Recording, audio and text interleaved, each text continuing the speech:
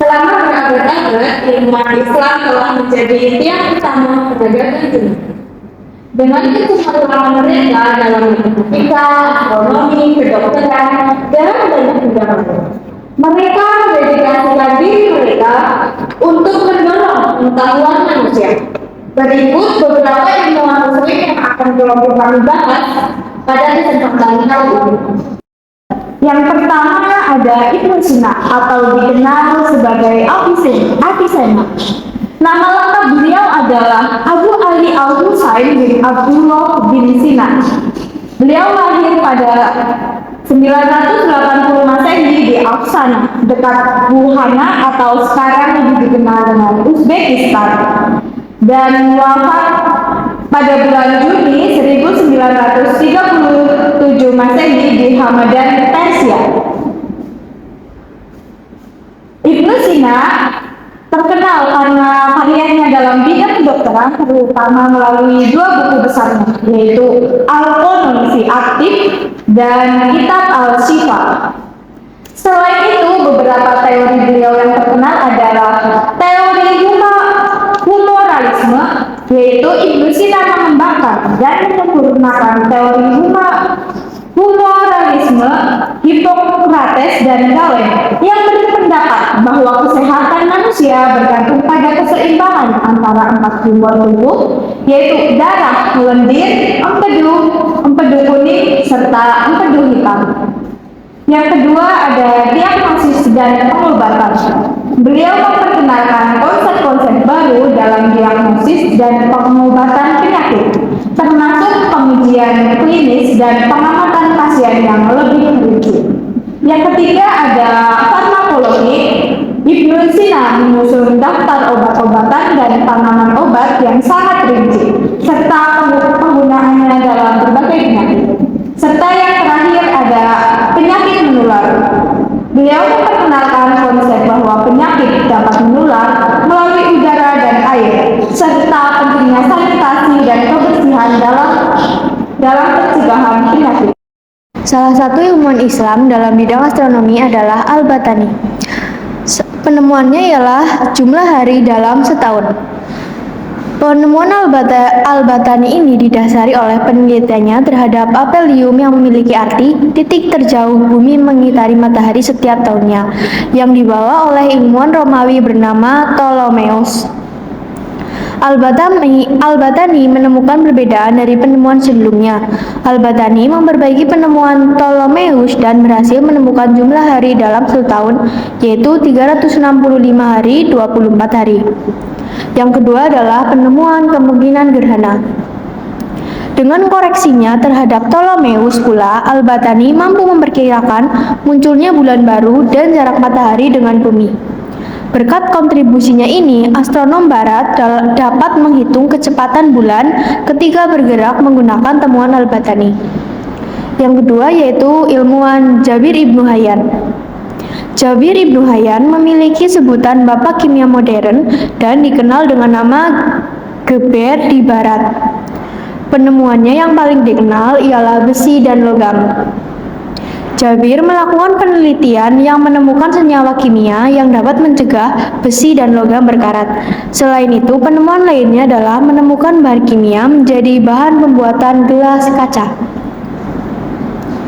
Ilmuwan selanjutnya yaitu Al-Zahrawi. Ia bernama Abu Qasim Khalaf Ibnu Al-Abbas Az-Zahrawi. Ia lahir pada 936 Masehi di kota Az-Zahra dengan dekat Cordoba, Spanyol. Ia dikenal sebagai Bapak Bedah Modern. Ia adalah seorang dokter dan ahli bedah yang melakukan banyak penemuan penting dalam bidang kedokteran dan bedah. Salah satu karyanya yang paling terkenal adalah Al-Tasrif, sebuah ensiklopedia medis yang menjadi acuan penting di dunia kedokteran selama berabad-abad. Islam yang berusaha dalam bidang pendidikan, ekonomi, dan militer. Ia bernama Muhammad Ali Pasha. Muhammad Ali Pasha adalah seorang tokoh pembelajar Islam dari Mesir yang lahir dari keluarga sederhana. Ia berhasil membangun karir sebagai pemungut pajak, kemudian masuk ke dinas kemiliteran dan menjadi perwira. Ketika Napoleon Bonaparte menyerang Mesir pada tahun 1798, Muhammad Ali Pasha dikirim untuk memimpin pasukannya melawan Prancis dan mampu menyelesaikan misinya dengan baik. Setelah berhasil memukul mundur pasukan Prancis, Muhammad Ali Pasha mendapat simpati dari rakyat Mesir dan diangkat menjadi gubernur Mesir oleh Kesultanan Utsmaniyah dari tahun 1805. Ia kemudian melakukan reformasi politik, ekonomi, sosial, dan militer di Mesir dengan tujuan untuk memodernisasi negaranya dan mengembalikan kejayaan Islam. Beberapa reformasi yang dilakukan oleh Muhammad Ali Pasha antara lain adalah: yang pertama, membangun industri modern seperti tekstil, senjata api, kapal perang, dan mesin port. Kemudian yang kedua, ia meningkatkan produksi pertanian dengan memperluas lahan irigasi dan menanam tanaman komersial seperti kapas. Yang ketiga, ia membentuk angkatan bersenjata yang terlatih dan disiplin dengan bantuan ahli militer dari Eropa. Kemudian, ia juga membuka sekolah-sekolah modern yang mengajarkan ilmu pengetahuan alam, matematika, bahasa asing, dan seni militer. Ia juga mengirim para pelajar Mesir untuk belajar di Eropa dan membawa kembali ilmu-ilmu baru ke Mesir. Yang terakhir, ia melakukan ekspansi wilayah ke Sudan, Hijaz, Suriah, Palestina, dan Anatolia untuk menghadapi ancaman dari Utsmaniyah dan Inggris. Muhammad Ali Pasha meninggal pada tahun 1849 dan digantikan oleh anak-anaknya yang melanjutkan reformasi-reformasinya. Ia dianggap sebagai tokoh bangsa Mesir modern dan salah satu tokoh pembawa Islam terbesar di dunia. Selanjutnya ada Ibnu Haytham, sang papak optik. Abu Ali Muhammad Ibnu Al-Hasan Ibnu Al-Haytham merupakan penemu ilmu optik yang lahir di Basra, kini Irak, pada 965 Masehi dan wafat di Kairah, Mesir pada tahun 1039 Masehi ketika berusia 74 tahun. Karena terkenal dengan kecerdasannya, Khalifah Al-Hakim bin Amiriyah tahun 380 sampai 411 Hijriah atau 996 sampai 1021 Masehi dari dinasti Fatimiyah mengundang Ibnu Haytham ke Mesir berharap ia bersedia menerapkan ilmunya guna mengatasi banjir Sungai Nil yang kerap kali melanda negeri itu setiap tahunnya.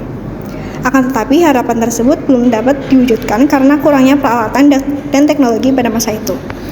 Lantaran belum dapat mewujudkan harapan pemerintah, Ibnu Haytham meninggalkan pekerjaan itu dengan berpura-pura hilang ingatan untuk melindungi dirinya dari kemurkaan pemerintah. Kendati demikian, ia tetap dihukum penjara dan mendapat inspirasi mengenai inovasi penting ketika berada di sebuah kamar gelap. Temuan Al-Bait Al-Muslim atau metode kamar gelap itulah yang menjadi dasar ilmu optik modern hingga sekarang. Pada tahun 1021, saat Sultan Al-Hakim bin Amiriyah wafat, Ibnu Al-Haytham dibebaskan dari penjara dan kembali aktif dalam berbagai kegiatan akademis. Ia mengabdikan diri di Universitas Al-Azhar Kairo dan terus menyambung penelitian ilmiahnya dalam bidang optik.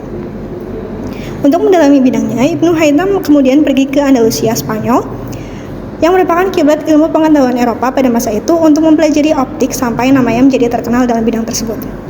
Pemikiran Ibnu Haytham yang paling populer berkaitan dengan penemuannya di bidang optik. Sebenarnya dasar tentang optik telah ada sejak zaman keemasan pemikiran Yunani.